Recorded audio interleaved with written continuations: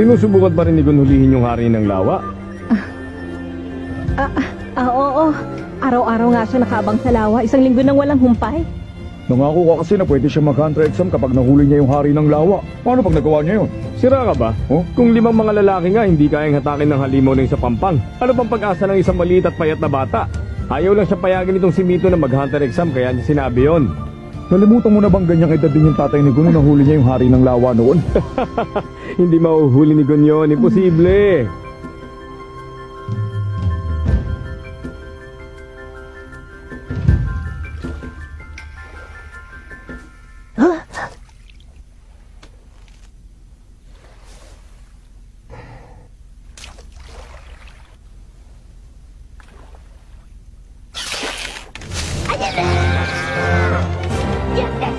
Huli rin kitang sa wakas!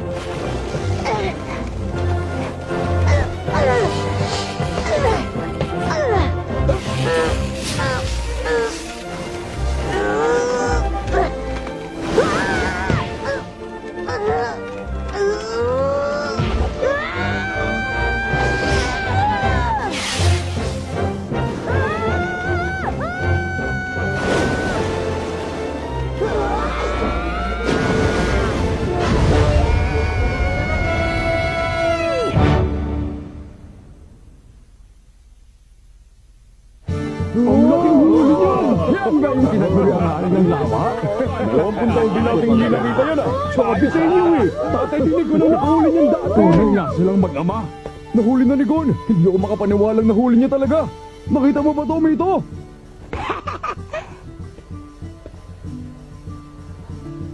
Tita Mito, kita niyo po? Natupad ko ang kondisyon yung hulihin ng hari ng lawa. Ibig sabihin nito, pwede na ako mag-hunter exam, di ba? Di ba?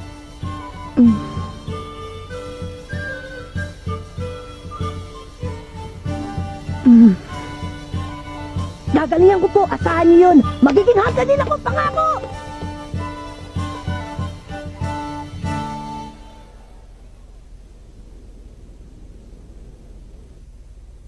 Siguro nga talagang nasa dugo nila yun, ano? Biruin mo, wala pang ibang nakahuli sa hari ng lawa mula nung nahuli yun ni Jin sa murang edad na 12 anyos. At ngayon, anak naman niyang si Gon na nakahuli sa edad na 12 anyos din. Pareho ang sigla at kislap ng mga mata nila, hindi ba? Magkatulad talaga sila. Alam mong wala na tayong magagawa. Wala na makakapigil sa kanya. Desidido ka na ba talaga? Opo, Hindi mo kailangan gawin to. Alam mo namang iniwan ka ng tatay mo nung musmus ka pa lamang para maging hunter siya, hindi ba? opo, alam ko. Mas pinili niyang maging hunter imbis na alagaan ka. Ang galing po nun, di ba? Huh? Importanteng trabaho kasi ang pagiging hunter, kaya niya po nagawa yun. Kaya gusto ko din. Hindi birong trabahong maging hunter, delikado yon. Palaging nasa panganib ang buhay mo. Anumang oras pwede kang mamatay. Naunawaan mo ba yon?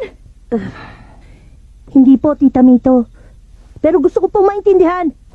Gusto kong maging hunter para maunawaan ko na lubos kung bakit yun ang piniling gawin ng tatay ko.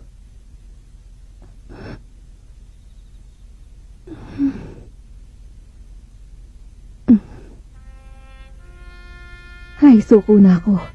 Mana ka talaga sa kanya.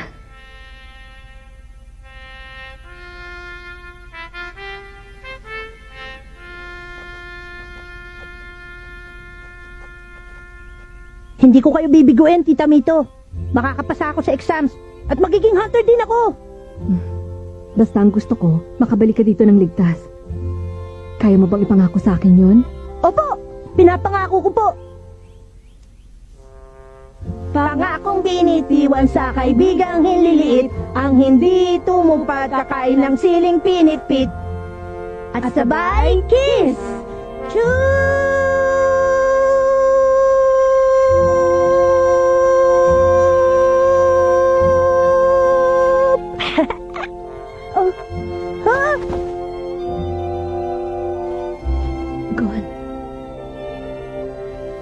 Tita Mito. Salamat po.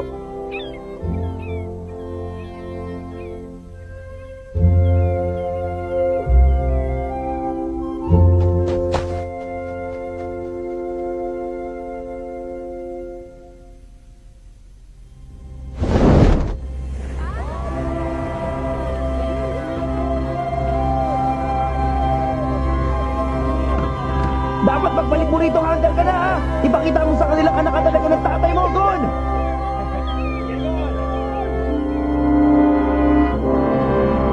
Pinapangako ko sa inyo! Magiging pinakamagaling na hunter ako sa buong mundo! At kapag naging number 1 na ako, babalik ako! Kaya hintayin niyo ang araw na yan!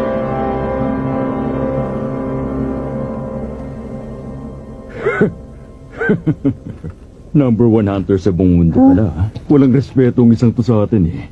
Bawat taon, milyon-milyon mga aplikante mula sa iba't ibang sulok ng mundong sumusubok para makapasa sa Hunter exam. Pero mabibilang mo lang sa daliri ng kamay mo nakakapasa. Kaya huwag kang makasisiguro sa mga sinasabi mo, bata.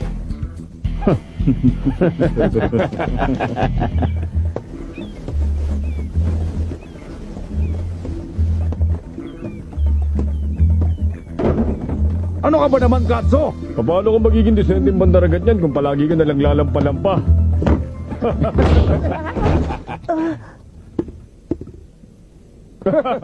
Hoy, bawal ang tutulog-tulog sa trabaho. Ano ba tang iingay nyo? Balik na sa trabaho. Opo. Ikaw, hindi mo ba ako narinig? Huwag kang babagal-bagal, kilos na. Opo, Kapitan. Sandali lang! Naiwan! Salamat.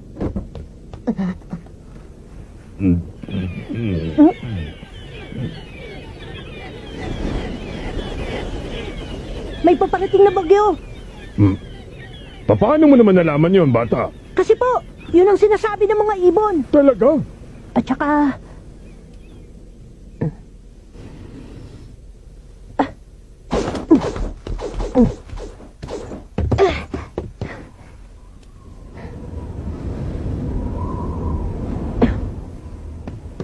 Hindi po basta bagyo, napakalakas na bagyo po!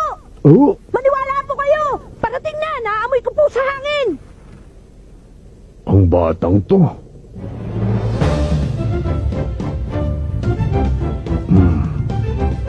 Ang mga matang yan, maaari kaya saang...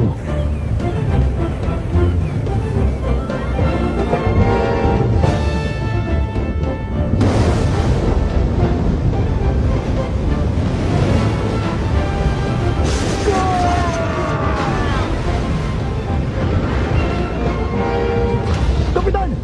Hindi naman matataglan naman still natin ang hangin! Kailangang ibaba na ang mga layat! Huwag niyong ibababa! Nagsisimula pa lang gumanda at takbo ng biyahe natin eh!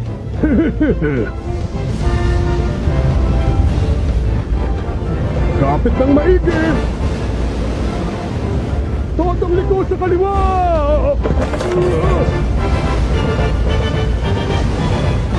Lipat na!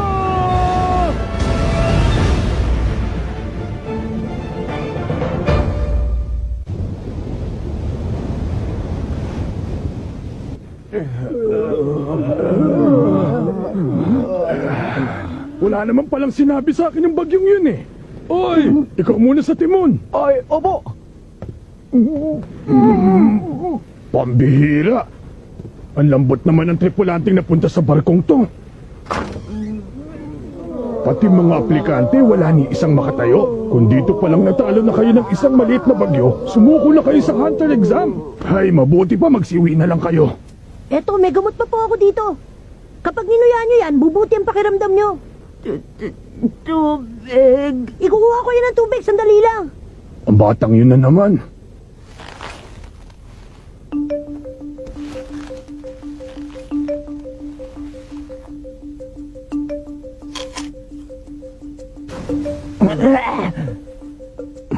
Ang asim naman sanas na to. Aba, mukhang may iilan din palang tigasin na naligaw dito sa barkong to ngayon ha.